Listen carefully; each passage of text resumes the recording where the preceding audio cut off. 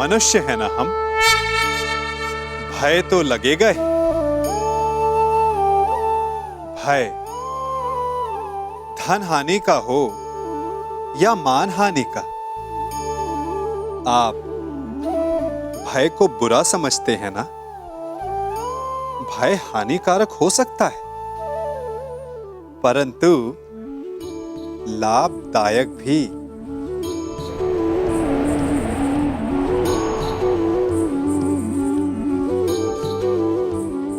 सोचिए, किसी अनुचित कार्य के परिणाम का भय क्या आपको वो कार्य करने से रोक नहीं लेता?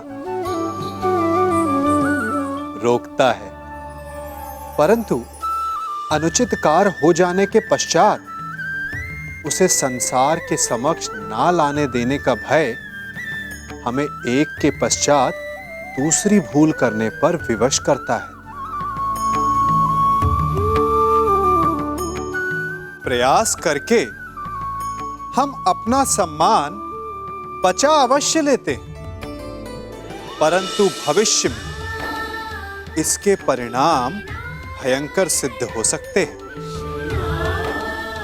इसीलिए कोई भी कार्य करने से पूर्व उसके परिणाम को जानना जितना आवश्यक होता है, उतना ही आवश्यक होता है कोई भूल हो जाने के पश्चात उसे तुरंत स्वीकार कर लेना।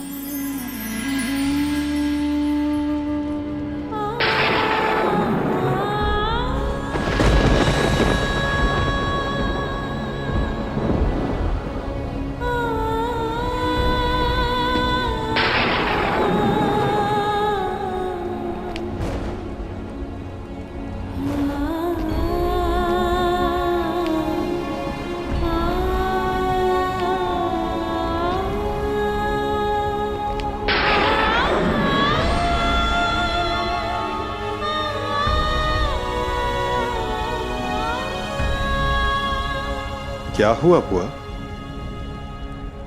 आप उदास हैं? उदास नहीं, चिंतित हूं। कृष्ण, क्या मैं अकेली हूं जो ये युद्ध नहीं चाहती?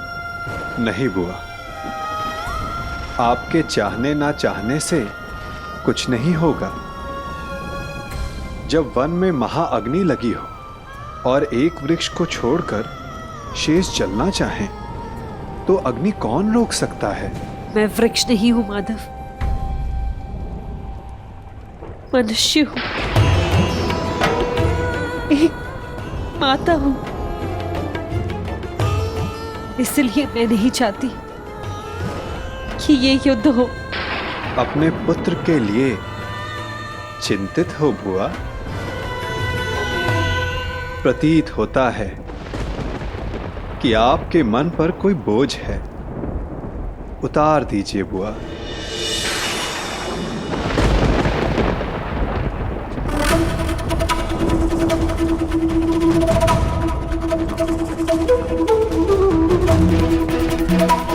मैं अपने दोनों पुत्रों के लिए चिंतित हूं।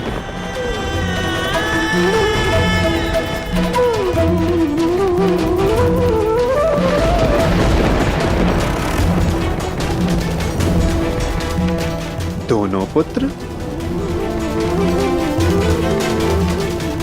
परंतु युद्ध तो केवल अर्जुन कर रहा है ना? अर्जुन के जीवन के साथ साथ मैं कर्ण के जीवन के लिए भी चिंतित हूं। कर्ण मेरा पुत्र है।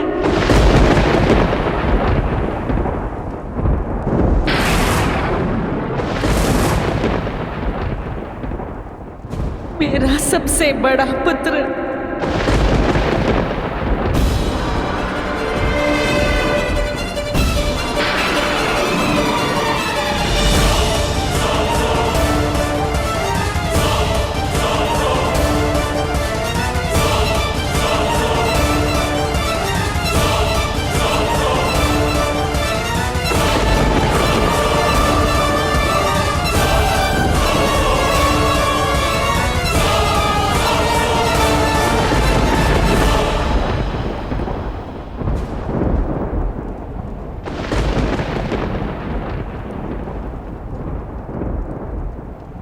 पुत्र।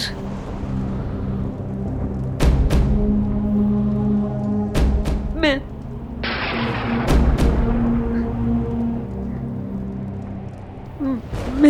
अभी उचित समय नहीं है बुआ।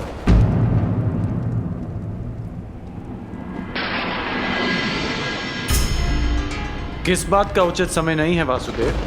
भावुक होने का, अपने मन और कर्म से नियंत्रण खोने का।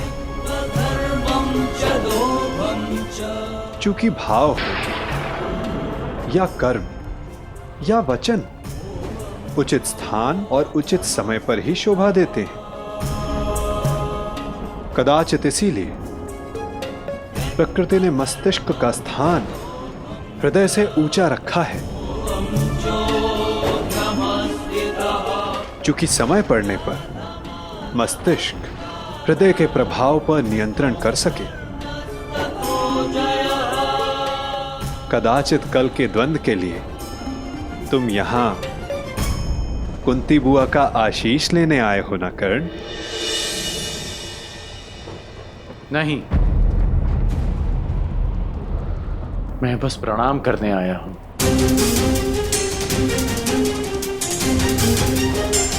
प्रणाम करोगे, आशीष नहीं लोगे? क्यों? क्योंकि विजयी होने का आशीष मांगकर मैं माता कुंती को धर्म संकट में नहीं डाल सकता। उस आशीर्वाद पर केवल उनके पुत्र अर्जुन का अधिकार है। तुम भी तो इन्हें माता कहकर पुकारते हो ना मित्र, तो इस नाते तुम भी इनके पुत्र हुए।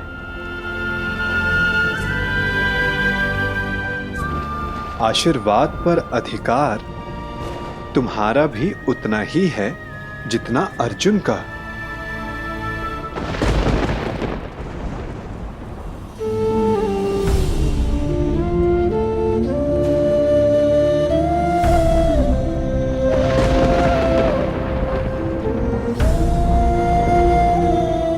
मैं यहां केवल कर्तव्य पालन के लिए आया हूं, अधिकार पाने नहीं।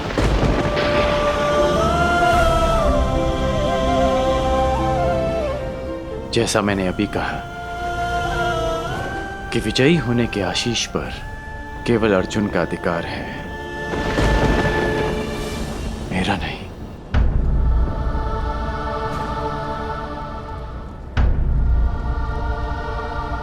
एक माता के लिए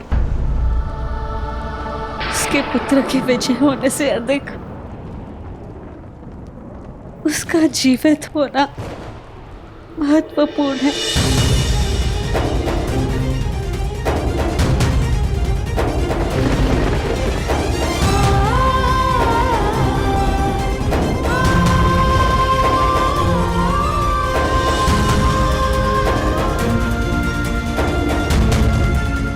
आयुष्मान भव पुत्र।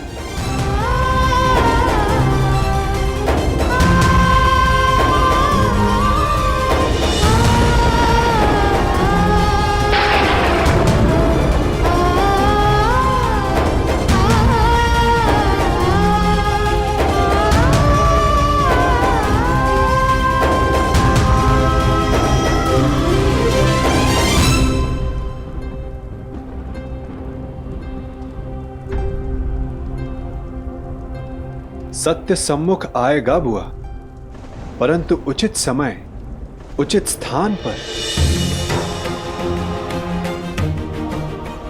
और वो समय कब आएगा?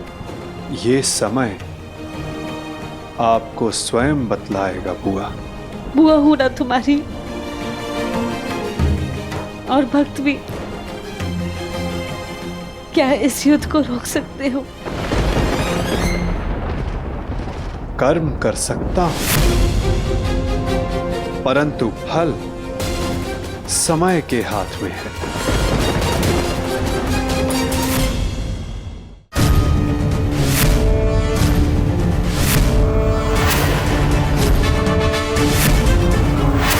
न्यायानाम् अधिकाराणाम् प्राप्त्यर्थम्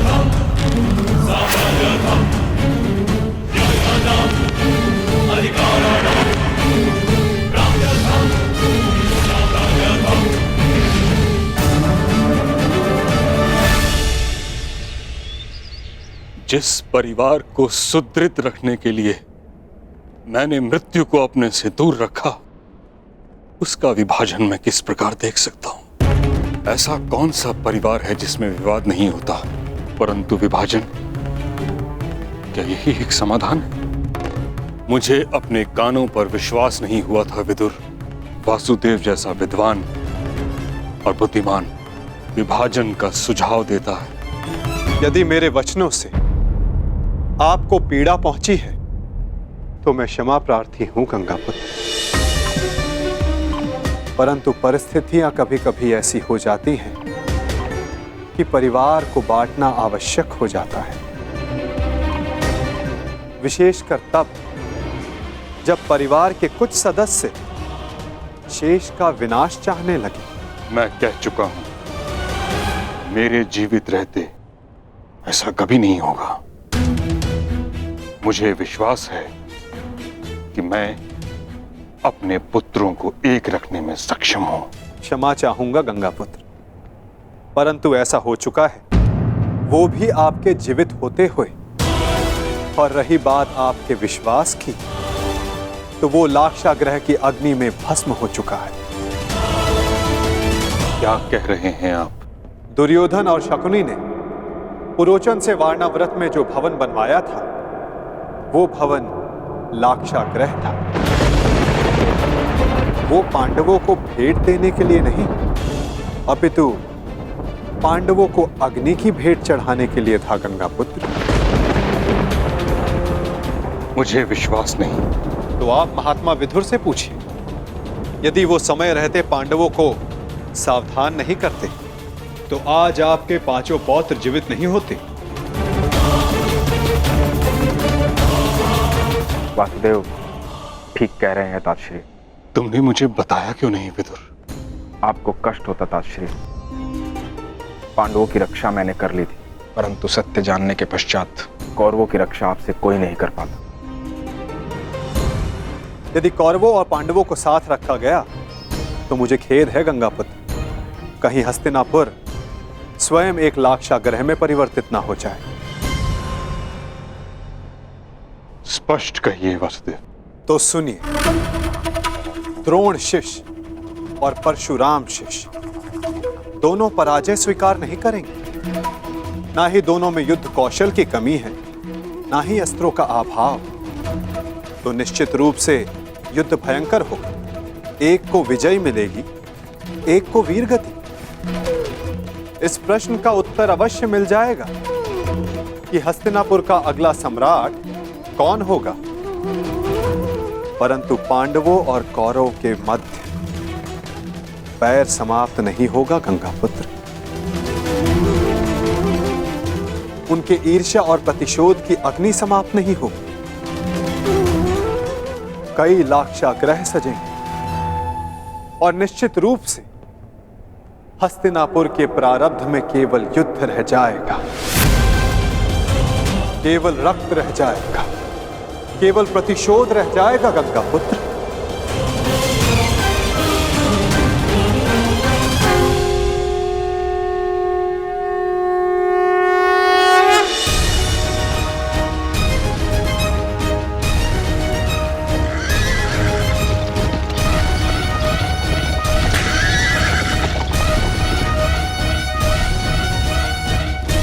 दो योद्धा युद्ध के लिए प्रस्थान कर रहे हैं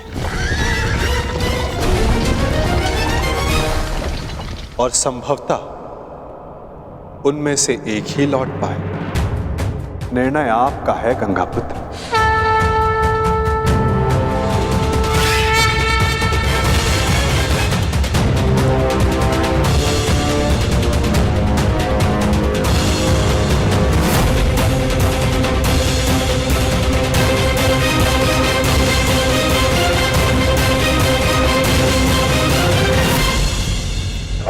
हमारा द्वंद्व आज पूर्ण होगा। आज सूर्यास्त भी तुम्हारी रक्षा नहीं कर पाएगा, और ना इस बार मेरे पास तुम्हें छोड़ देने का कोई बहाना होगा, क्योंकि ना तुम ब्राह्मण वेश में आए हो ना किसी का स्वयंवर जीत कर लौटे हो। अर्जुन, इस बार मैं अपना धनुष नीचे नहीं करूंगा और मैं तुम्हें प्रहार करने का अवसर नहीं दूंगा।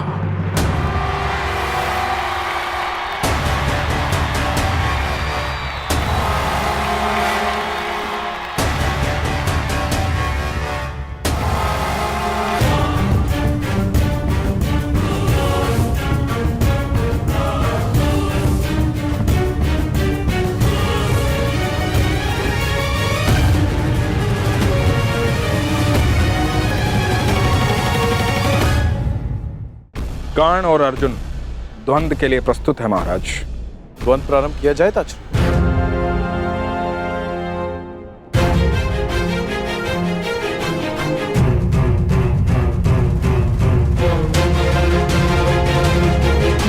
और कोई विकल्प भी तो नहीं।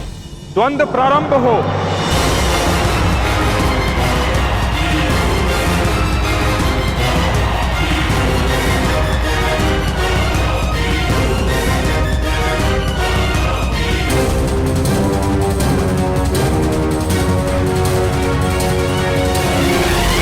ये द्वंद्व नहीं, तुम्हारा सौभाग्य प्रारंभ हो रहा है मेरे होने वाले सम्राट।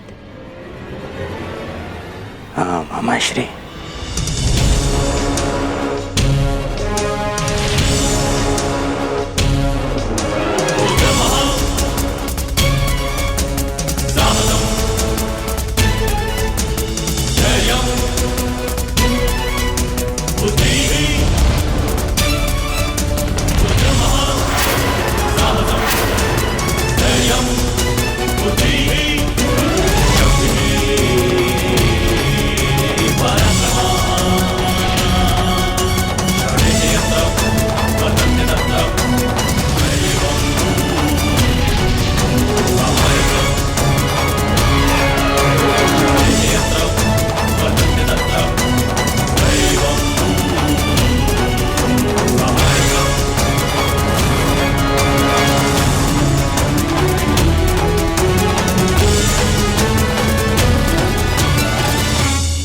रुको।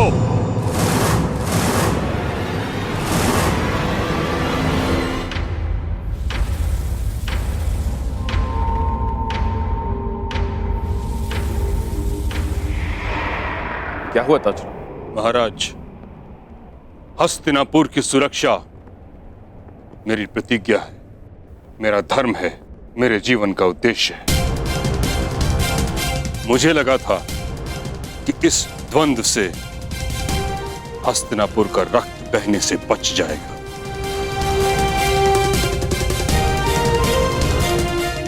परंतु अब मुझे प्रतीत होता है कि यह द्वंद्व हस्तिनापुर के हित में नहीं।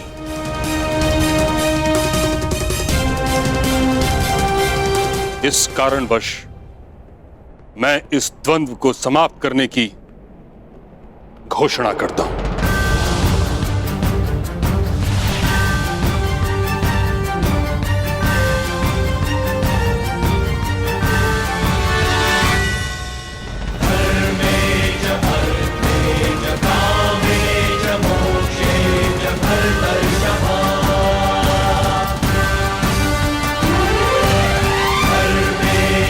क्योंकि आज अंगराज की विजय हो या अर्जुन की,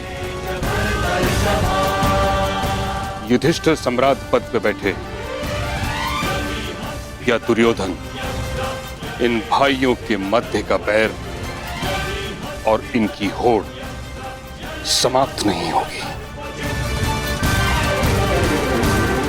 परंतु पितामह, इसके अतिरिक्त और क्या हल है?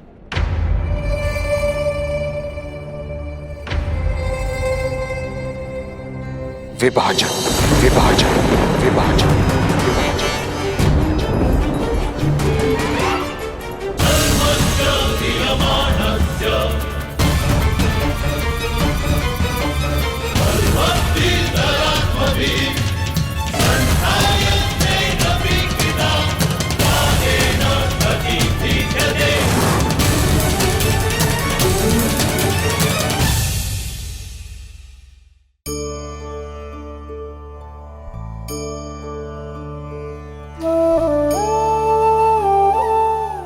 आप जिनसे प्रेम करते हैं सदा उनके समीप रहना चाहते हैं, नहीं चाहते कि कभी अपनों से दूर होना पड़े, बिछड़ना पड़े। परंतु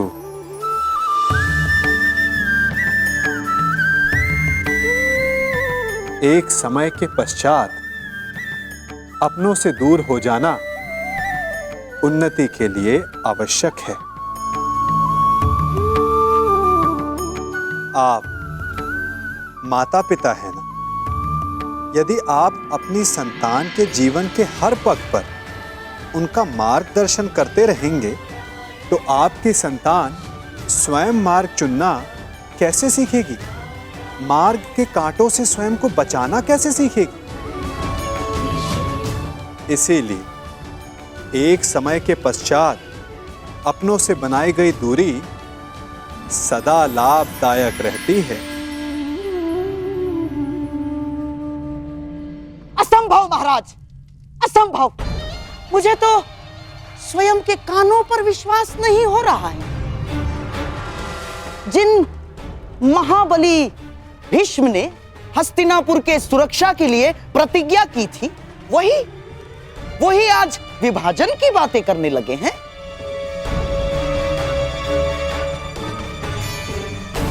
हे ईश्वर, किस दिशा में जा रहा है हस्तिनापुर? क्या यह उचित है? मुझे तो ऐसा प्रतीत होता है कि गंगा मैया उल्टी दिशा में बहने लगी है, और कभी-कभी ऐसा भी प्रतीत होता है कि कहीं सूर्य देव पश्चिम दिशा से तो नहीं उदय होने लगे। गांधार नरेश, गंगा पुत्र ने हस्तिनापुर के सिंहासन को सुरक्षित रखने की प्रतिज्ञा ली थी, और इस समय हस्तिनापुर की सुरक्षा उसके विभाजन में है।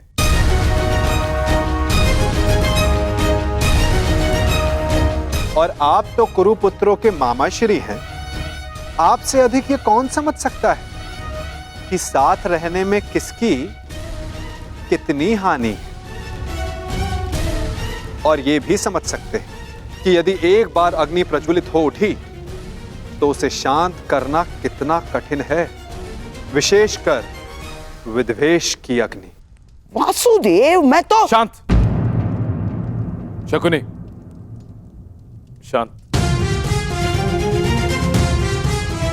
विदुर, तुम्हारी नीति क्या कहती है इस विषय में?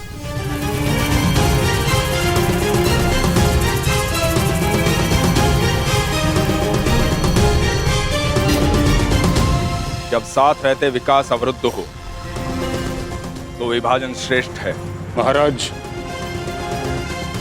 विदुर ठीक कह रहे हैं। हमारे हाथ केवल विभाजन का संकल्प है, इसलिए राज्य उचित ढंग से और सामान्य भाग में विभाजित होना चाहिए।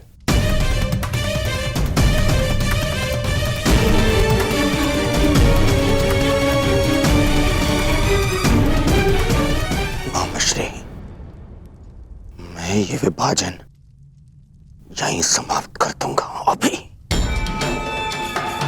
अपने गदा के एक ही प्रहार से इन पांडवों का सिर और सब दोनों चूर कर दूंगा। अभी देखिए। शांत हो जाओ मेरे होने वाले सम्राट, शांत हो जाओ। देखो, जो काम सुई से हो सकता है उसके लिए तलवार नहीं उठाई जाती। पांडवों को ऐसा विकल्प दूंगा विभाजन का कि वो उसे अस्वीकार कर देंगे, समझ गए? उसके बाद सारा खेल हमारे मुट्ठी में। परंतु नहीं, ये समय कृष्ण के और मेरे मध्य बुद्धि युद्ध का है, इसीलिए मुझे ही आगे रहने दो। ठीक है मामाश्री। हाँ, तो ठीक है। यदि दोनों पक्ष विभाजन के लिए प्रस्तुत हैं तो यही सही। परंतु दाता और याचक, इन दोनों के मध्य एक नियम होता है। जो दे रहा है वो ही चयन करे। तो इसके नाते विभाजन में पांडवों को कौन सी भूमि मिलेगी, इसका विकल्प देने का अधिकार केवल दुर्योधन का है।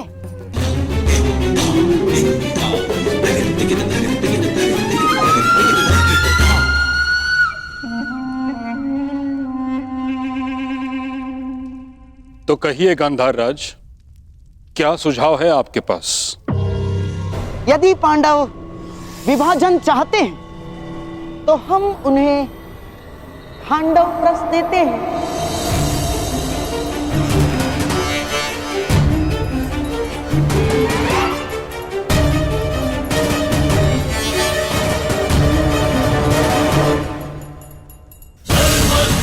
और यदि पांडवों को खांडव प्रस्थ स्वीकार नहीं तो हमें भी विभाजन स्वीकार नहीं।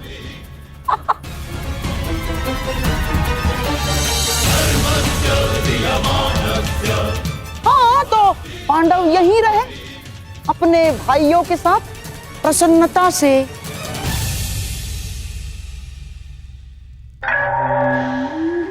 प्रेम से और सेवा से। यह अन्याय है गांधार राज।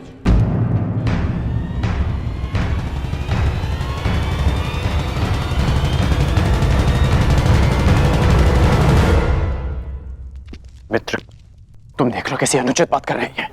खांडव प्रस्थ, उस भूमि पर कांटे तक नहीं उगते, बंजर भूमि है वो, अंग से भी अधिक बंजर, जैसे आप शापित हो। महाराज, यदि विभाजन नीति अनुसार करना है, पांडवों को वो भूमि देना नीति का अपमान है।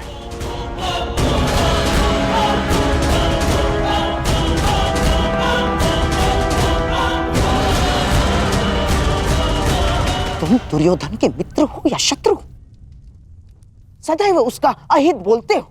मैं वही करता हूं जो मेरे मित्र के हित में हो, और मैं नहीं चाहता कि आपके एक और कुचक्र में फंसकर मेरा मित्र स्वयं को सदा के लिए इतिहास में अन्यायी सिद्ध कर दे। हमें खांडव प्रस्थ नहीं चाहिए, भले ही युद्ध हो जाए। युद्ध से कौन भयभीत है विरकोधर? दान में मिले बछड़े के दांत नहीं गिने जाते। क्षत्रिय दान नहीं लेता, युद्ध करके अपना अधिकार प्राप्त करता है। अर्जुन, तुम्हारे बाणों का उत्तर भी है मेरे पास। यदि कुछ चाहिए तो केवल खांडवप्रस्थ ही मिलेगा, अन्यथा कुछ नहीं मिलेगा।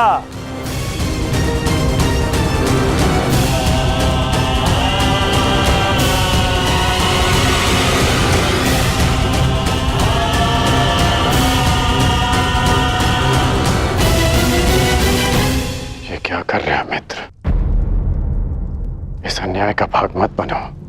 अन्याय? अपना अधिकार पाने में कोई अन्याय नहीं है मित्र। राजा, राजा मेरे पिता हैं, इसीलिए हस्तिनापुर पर केवल मेरा और मेरा अधिकार है। इस राजसभा में अब या तो उन्हें वो मिलेगा जो मैं चाहता हूं, अन्यथा वो जिसकी तुम्हें आकांक्षा है, और वो युद्ध है, युद्ध। इसलिए मामा श्री जो कर रहे हैं उन्हें करने दो। परंतु यदि पांडवों ने खांडव प्रस्थ स्वीकार कर लिया तो क्या करोगे?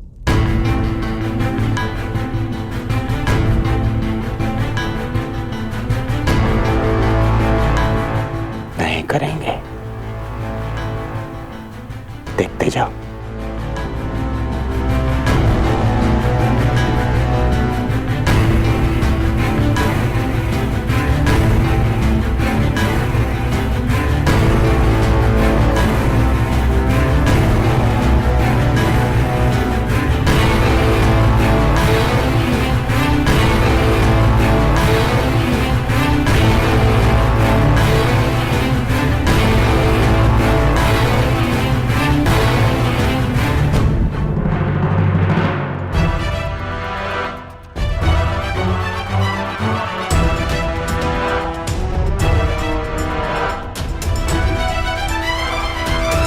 यदि खांडव प्रस देकर मेरे अनुज दुर्योधन को संतोष मिलता है तो हमें खांडव प्रस स्वीकार है।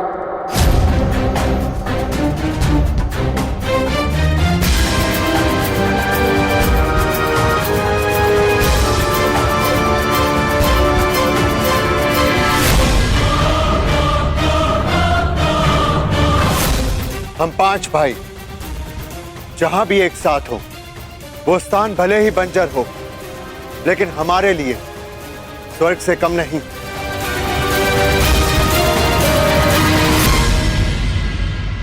यदि प्रिय युधिष्ठिर को ये स्वीकार है तो हस्तिनापुर नया राज्य बनाने में तुम्हारी सहायता करें। मेरी ओर से तुम्हें 1 सहस्त्र और 8 हाथी, 100 रथ और नया राज स्थापित करने के लिए पर्याप्त धन भेंट में दिया जाएगा।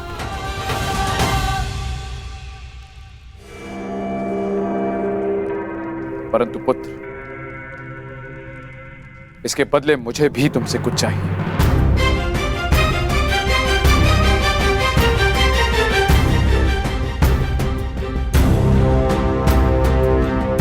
मैंने कौरवों और तुम में कभी भी पक्षपात नहीं किया।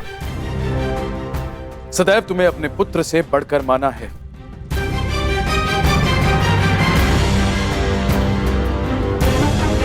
तुम 5 भाई सर्वशक्तिशाली हो। पांचाली जैसी चतुर भार्या है तुम्हारे पास, परंतु पुत्र, इस जन्मांध धृतराष्ट्र के पास कोई मार्गदर्शक नहीं। गांधारी और मुझे पथ दिखाने वाला कोई तो चाहिए पुत्र, कोई ऐसा जिसके समीप रहने से मेरे भ्राता पांडु की स्मृति बनी रहे। इसीलिए मेरी इच्छा है पुत्र कि तुम्हारी माता कुंती यहीं हस्तिनापुर में रहे।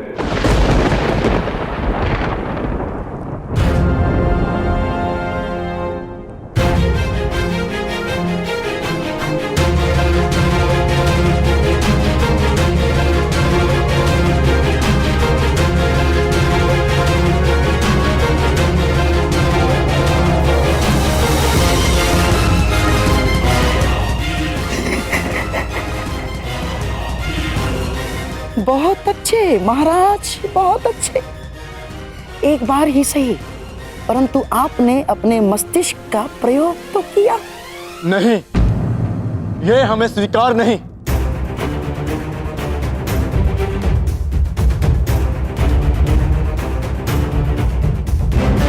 हाँ, यदि यही विभाजन की शर्त है तो हमें स्वीकार नहीं चाहिए पिताश्री। महाराज, आप ऐसी शर्त क्यों रख रहे हैं? क्यों एक माता को अपने पुत्रों से दूर कर रहे हैं आप? मैं कुंती को पांडवों से दूर नहीं कर रहा हूं अंगराज। मैं पांडवों को सदा अपने समीप रखने की कोशिश कर रहा हूं।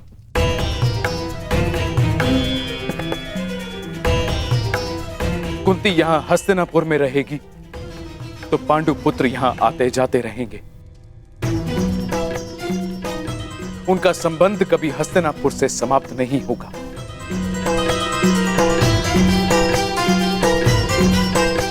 मेरी आंखें देख नहीं सकती, परंतु पांडु पुत्रों का स्वर मुझे सुनने को तो मिलता रहेगा।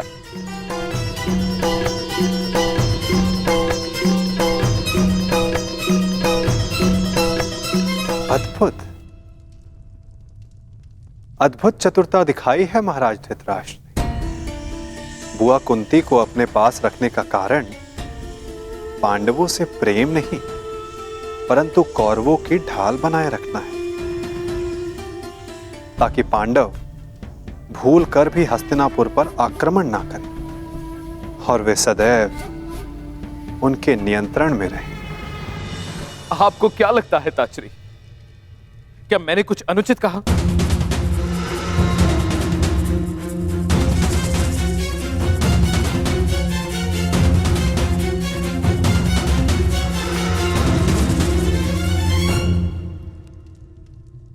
हम अपनी माता के बिना नहीं जाएंगे। भले जो भी हो, माता हमारे साथ ही जाएंगी। मैं कहाँ रहूंगी? ये निर्णय लेने का अधिकार मेरा है। मुझे ताजश्री और गांधारी दीदी के साथ रहना स्वीकार है।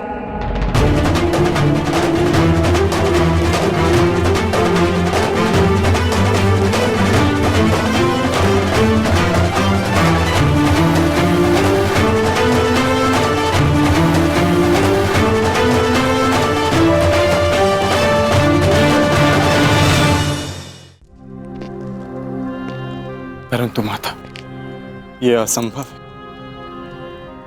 हम आपके बिना नहीं जा सकते। ये मेरी आज्ञा है भीम।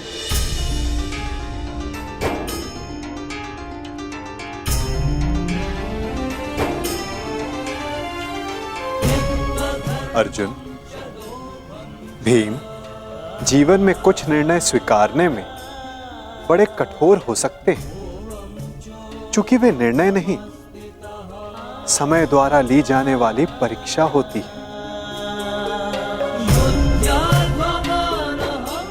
यदि बुआ कुंती दोनों परिवारों को एक रखने,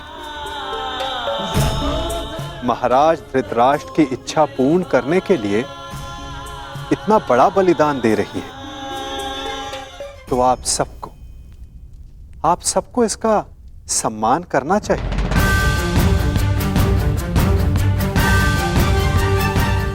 यदि आपका यही आदेश है तो हमें स्वीकार है।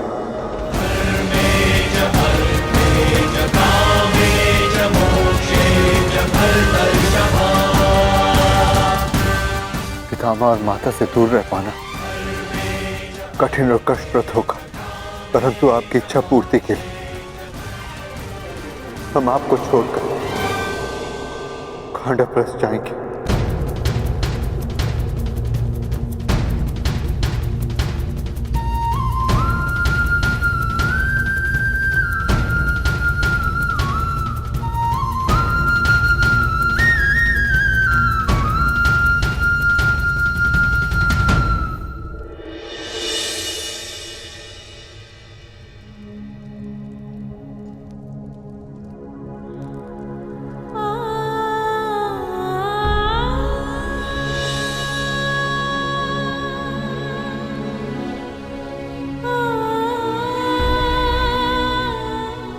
ये तुम्हारी परीक्षा की घड़ी है पुत्रों।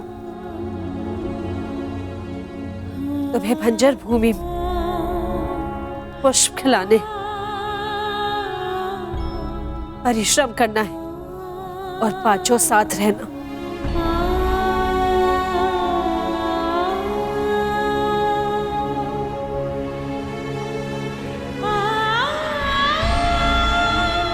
पुत्री पांचाली,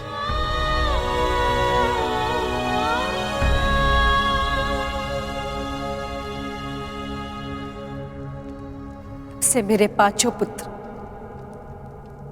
तुम्हारा उत्तरदायित्व है।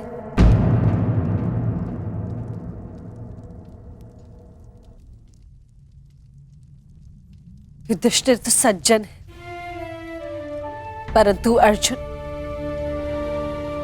कभी अपने मन की बात स्पष्ट नहीं करता, इसलिए उसका मन समझने का प्रयास करना। और भीम तो नटखट है, उद्दंड है और इसके भोजन का विशेष ध्यान रखना। नकुल और सहदेव कहने के लिए माद्री के पुत्र हैं, लेकिन मैंने उन्हें भीम और अर्जुन से कभी कम प्रेम नहीं किया।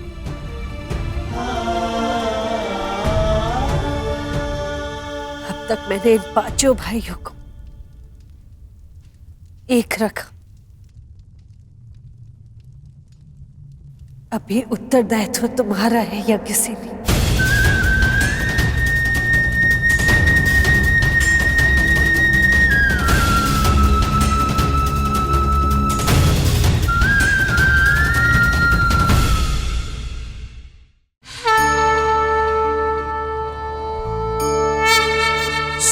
उदय से ठीक पूर्व रात्रि तनिक अधिक गहरी और गाढ़ी हो जाती है। इसी प्रकार एक नए प्रारंभ से पूर्व मन पर, सोच पर, विचारों पर अंधकार छा जाता है। मानव मन जो ठहरा, दुविधा आ ही जाती है। क्या आगे जो होगा वो शुभ होगा? क्या जीवन में जो हम पीछे छोड़ आए हैं वो कहीं भूल तो नहीं? ऐसे में क्या करना चाहिए? केवल एक उपाय, आगे बढ़ें।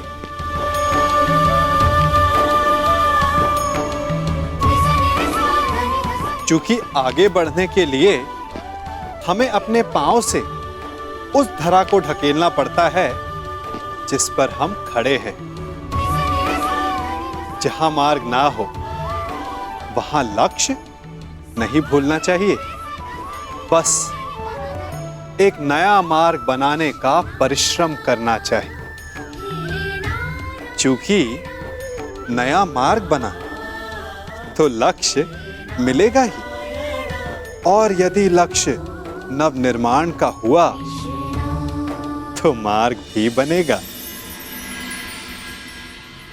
माता का कर्तव्य संतान के साथ रहने में नहीं, अपितु उन्हें अपनी आंचल की छाव से मुक्त कर देना, ताकि वो अपना व्यक्तित्व स्वयं गढ़े। कदाचित विभाजन के माध्यम से अगर नियति ने मुझे संदेश दिया जो मुझे स्वीकार है,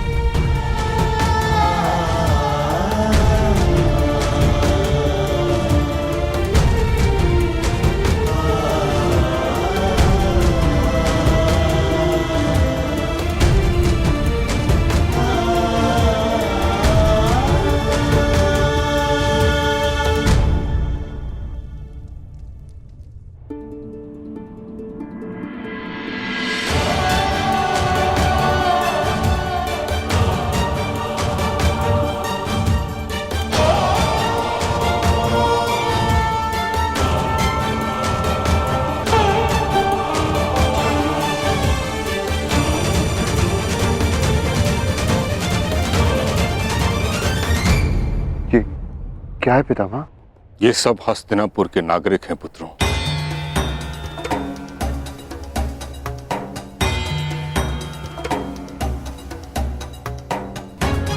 जो तुम्हारे साथ खांडव प्रस्थ में बसने की इच्छुक हैं।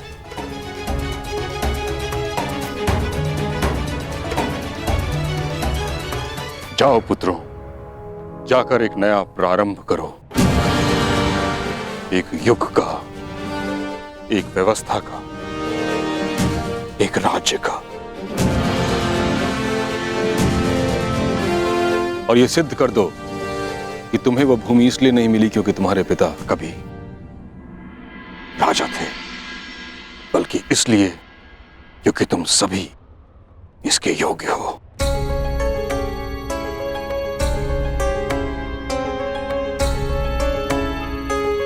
आयुष्मान भव। समय सी शक्ति है,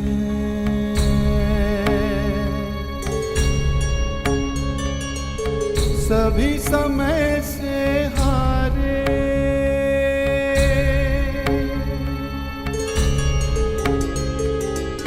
समय सी शक्ति है, सभी समय से हारे,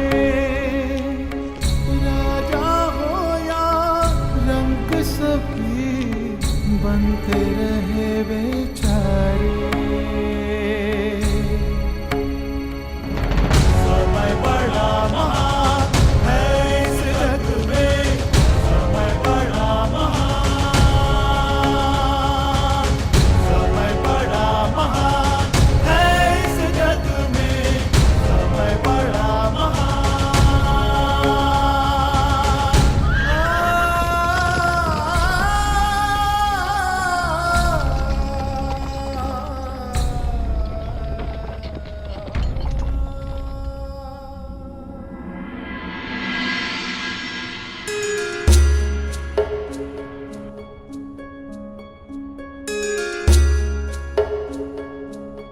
क्या अब भी अपने चैन से संतुष्ट होकर? हाँ वासुदेव, मैं अब भी अपने चैन पर अडिग हूं, क्योंकि इस समय मेरे मित्र को मेरी सबसे अधिक आवश्यकता है।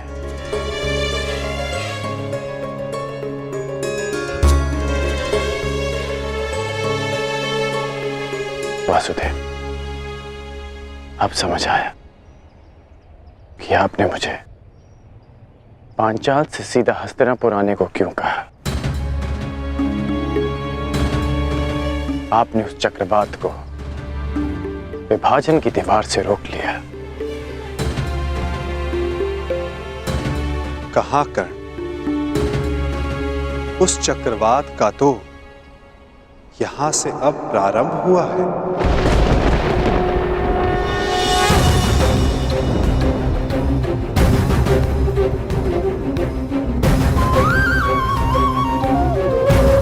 अर्थात ये सब आपकी योजना है।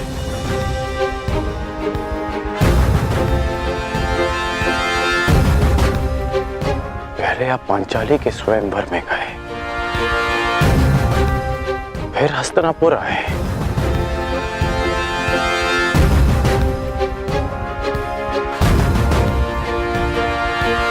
आपकी वास्तविक योजना क्या है? क्या छिपा है इस मधुर मुस्कान के पीछे? क्या चाहते हैं आप वासुदेव? मैं तो केवल तुम्हें अपने पक्ष में चाहता हूं कर्ण। मैं तो आप ही के पक्ष में हूं वासुदेव, परंतु मेरा दुर्भाग्य है कि आप पांडवों के पक्ष में हैं। आपने उनका चयन किया। एक बहुत ही बुद्धिमान ज्ञानी पुरुष ने मुझसे कहा था कि मनुष्य अपने प्रत्येक चयन का परिणाम स्वयं भुगतता है। और इसी कारण वो तथाकथित ज्ञानी पुरुष तुम्हारा अत्यधिक सम्मान करता है अंगराज।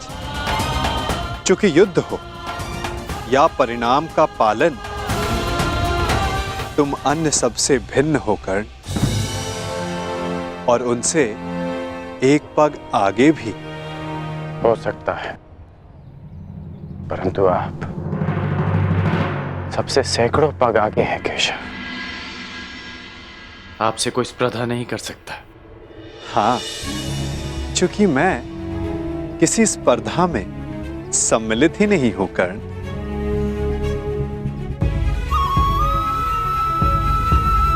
अब मुझे जाना होगा,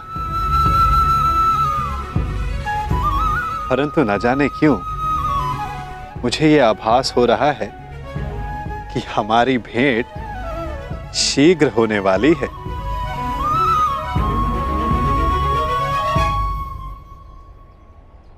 आपसे पुनः मिलना अच्छा लगेगा वासुदेव। बस इतनी सी आशा है कि कूटनीति का फिर से कोई खेल ना हो। मैं कूटनीति नहीं खेलता कर्ण। मैं तो बस नीति के लिए मार्ग बनाता हूं। जहां कोई पथ ना हो वहां पथ प्रदर्शन करता हूं। सारथी जो हूं।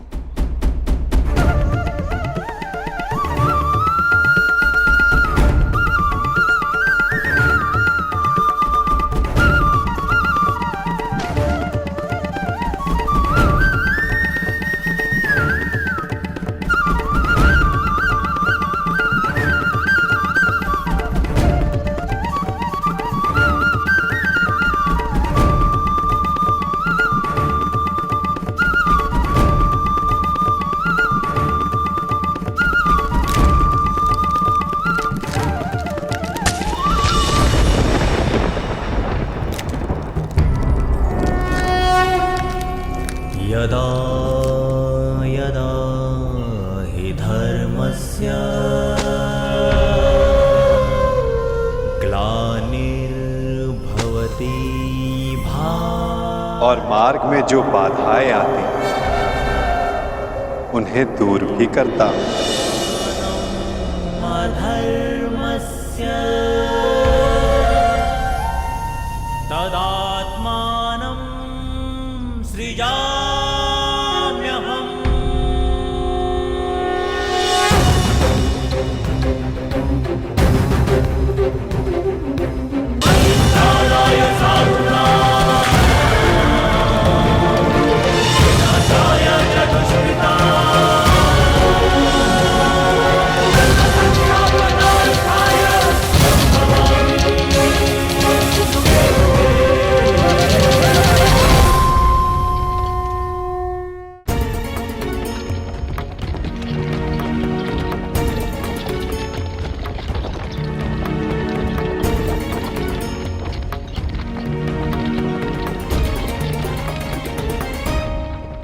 आर्य युधिष्ठिर इतने चिंतित क्यों हैं?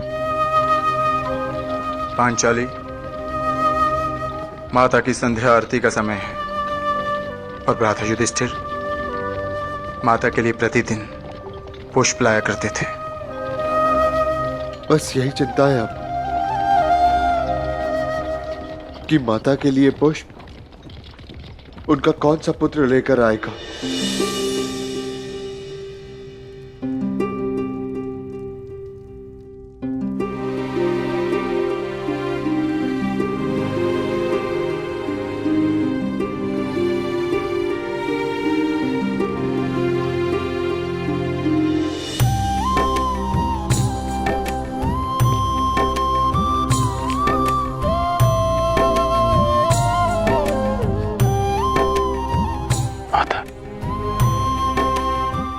पुत्रों के हस्तिनापुर से जाने का खेद है मुझे। मैं एक माता के आंचल की रिक्तता नहीं भर सकता, परंतु उसके संध्या आरती की एक छोटी सी आवश्यकता अवश्य पूर्ण कर सकता।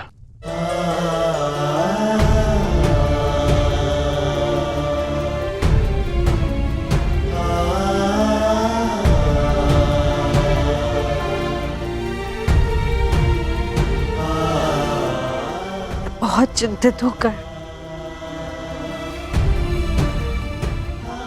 उस बंजर खांडव प्रस्थ में न जाने मेरे पुत्र किन कठिनाइयों में होंगे।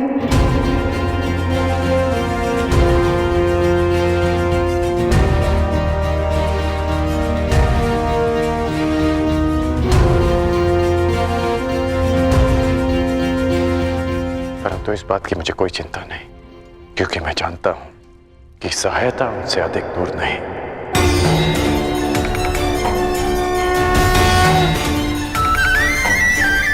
श्री कृष्ण गोविंद हरे मुरारी, हे नाथ नारायण वासुदेवा। मेरा विश्वास कीजिए, सम्राट का पदभार उठाने में सक्षम हूं मैं।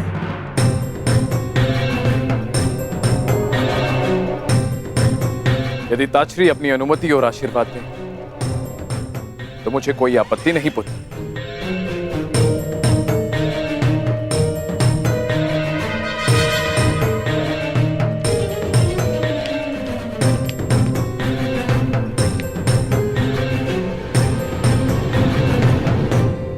मेरा आशीर्वाद तुम्हारे साथ है दुर्योधन।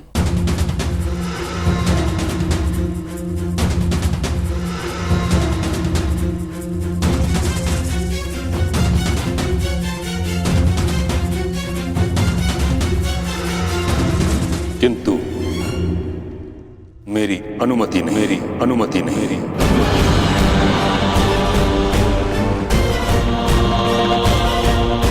हस्तिनापुर का संरक्षक होने के नाते सिंहासन के उत्तराधिकारी पर मेरा पूर्ण विश्वास अनिवार्य है,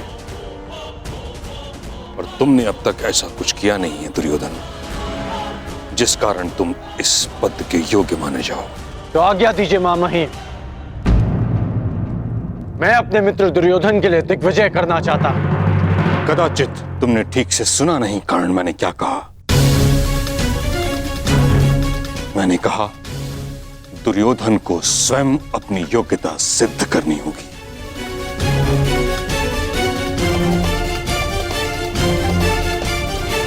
सम्राट बनने के लिए योग्यता का अर्थ केवल रण विजय प्राप्त करना नहीं, शान प्रबंधन भी है। युद्ध नीति नहीं, मैत्री नीति भी है। सम्राट बनने की शीघ्रता तुम्हें केवल दिग्भ्रमित करेगी दुर्योधन। ज्वालंत मनोकामनाओं की अग्नि का धूम्र तुम्हें मार्ग से भटका देगा। परंतु मैंने ऐसा कौन सा अनुचित मार्ग चुना है पितामह? हस्तिनापुर की मर्यादा के कारण जिस विषय पर मैं मौन हूं, उसे तुम निर्लज्जता के साथ छिपा रहे हो दुर्योधन। मत भूलो, इस समय तुम गंगा पुत्र भीष्म के समक्ष खड़े हो। यदि आज हस्तिनापुर का विभाजन हुआ तो उसका कारण केवल तुम्हारी वह मूर्खता थी जो तुमने अपने मामा की संकेत पर की।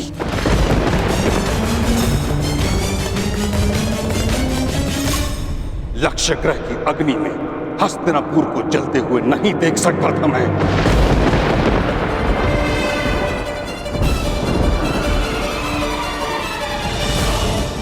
इस कारण विभाजन स्वीकार किया मैंने। और अब जब तक मुझे यह विश्वास नहीं हो जाता कि तुम नीति से शासन करने में सक्षम हो, कुचक्र से नहीं, तब तक मैं तुम्हारे अभिषेक की अनुमति नहीं दूंगा।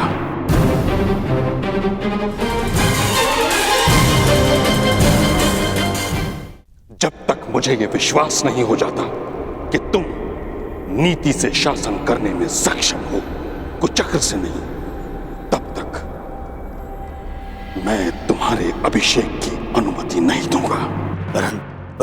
परंतु पितामह। दुर्योधन, अभी तुम इतने बड़े नहीं हुए कि गंगा पुत्र के सुझाव का विरोध करो, समझे? महामहिम, महामहिम बच्चा है, नहीं समझता कुछ बातें, परंतु मैं आपसे सहमत हूं और आपको विश्वास दिलाता हूं कि दुर्योधन अपने सिंहासन पर तभी अधिकार दिखाएगा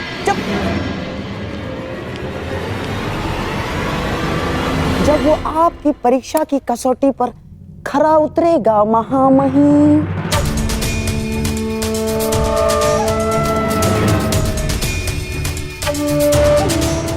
तुम मूर्खता मत करो। महामहिम की आंखों में लाक्षागृह की धधकती ज्वाला का प्रतिबिंब है। हमें कुछ और करना होगा मेरे होने वाले सम्राट। अब सम्राट युधिष्ठिर अपना राज्य संभालेंगे। आपका विनोद कभी कभी समझ में नहीं आता है। अभी तो मैं सही अर्थों में राजा भी नहीं बना और आपने मुझे सम्राट कहकर संबोधित कर दिया। सम्राट बनने में कौन सा भेद है धर्मराज? बस एक राजसूया यज्ञ करने की देरी भर है। शीघ्र ही आपके महल में सहस्त्रों राजा पधारेंगे। उपहास न उड़ाएं वासुदेव। कैसा राजसूय यज्ञ, कैसा महल? इस समय तो यहाँ पर सर छुपाने के लिए वृक्ष की छाया भी नहीं है। जब राजा बन गए हो तो महल भी इतना शीघ्र बन जाएगा कि आभास तक नहीं होगा। बस महल की नींव बलशाली रखनी होगी और इसके लिए मुहूर्त विचारने का समय नहीं है धर्मराज। बस मेरे कथन पर विश्वास कीजिए और तैयार हो जाएं।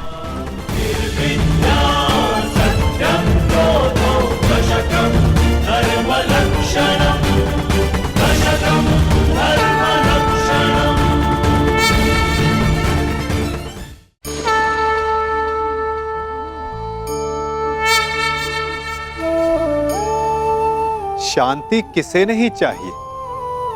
मानव युद्ध भी शांति के लिए ही करता है और संधि भी।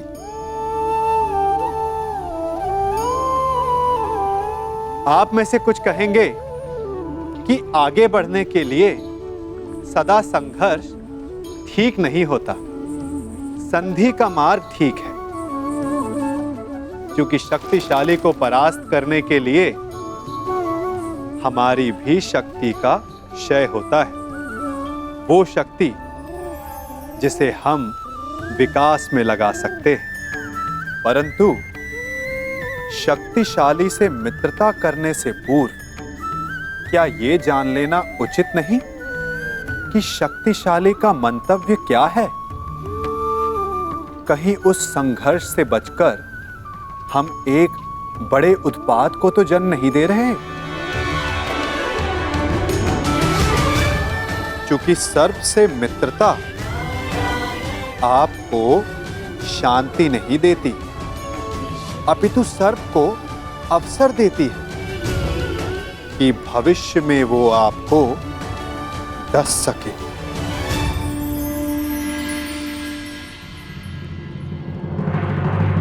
तो ये है हमारी योजना।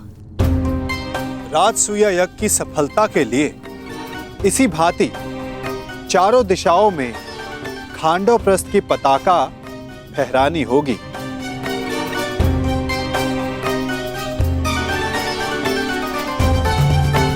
तभी आप सम्राट बन पाएंगे युधिष्ठिर।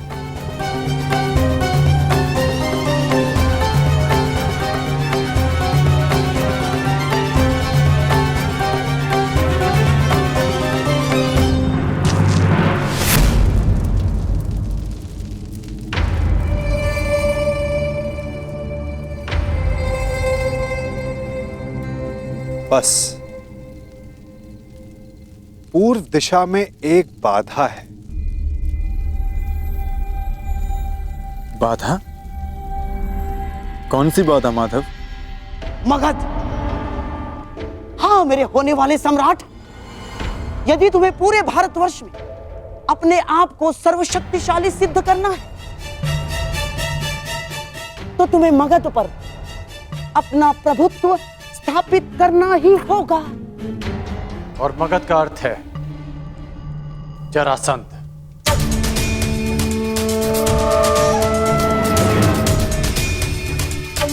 ठीक कहा आपने अंगराज।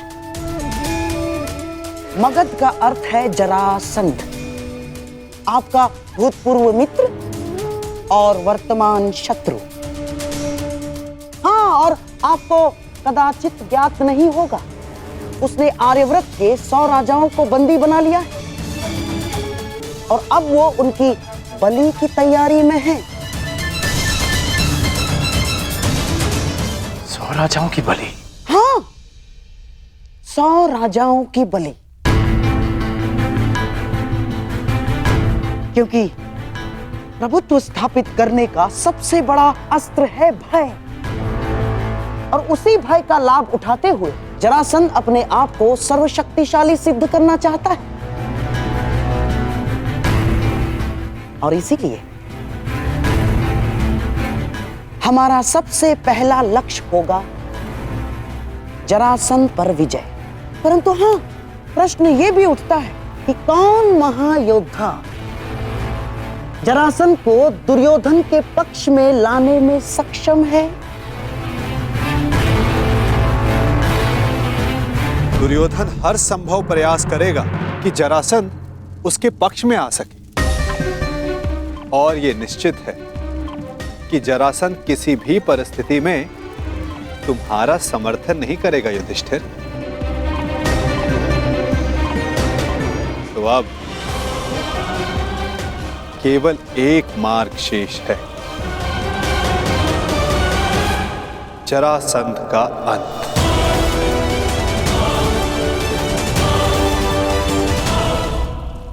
अर्थात आप उसका वध कर देंगे माधव? युधिष्ठिर, यदि जरासंध का वध मेरे हाथों होना होता तो मुझे 18 बार उससे युद्ध करने की आवश्यकता नहीं पड़ती। जरासंध का वध किसी और के हाथों लिखा है।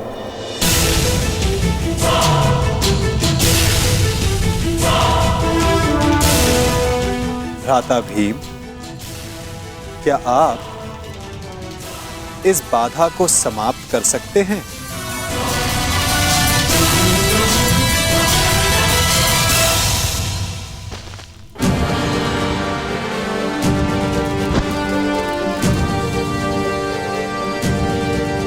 उत्तम। यदि इस प्रकार आप मेरी मंशा भांप लें तो प्रत्येक समस्या का समाधान निश्चित है। मैं वासुदेव की मंशा जानता हूं। वो किसी भी प्रकार जरासंध पर पांडवों की विजय प्राप्त करने का प्रयास करेंगे, परंतु तुम चिंता मत करना मित्र।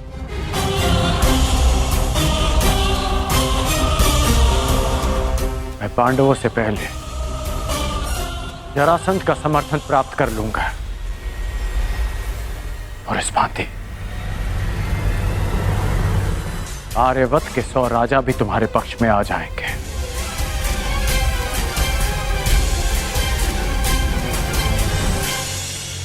इससे पूर्व कि जरासंध दुर्योधन का समर्थन करे, उसका अंत आवश्यक है। अर्थात हमें जरासंध का वध करना होगा।